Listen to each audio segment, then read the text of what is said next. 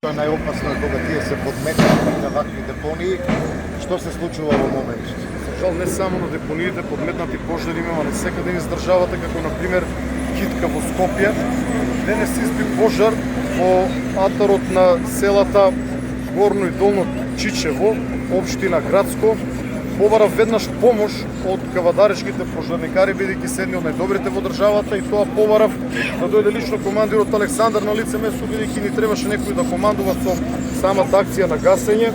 Но набрзо потоа изби пожар во Кавадарци. Забележавме црн чад кој што можевме да го видиме дури оттаму, поради што кавадаречката единица која што работеше на пожарот на реонот на општина Градско мораше да се врати овде, поради што пак таму побарав други пожарникари да помогнат делумно од околината, но и од подалечни градови.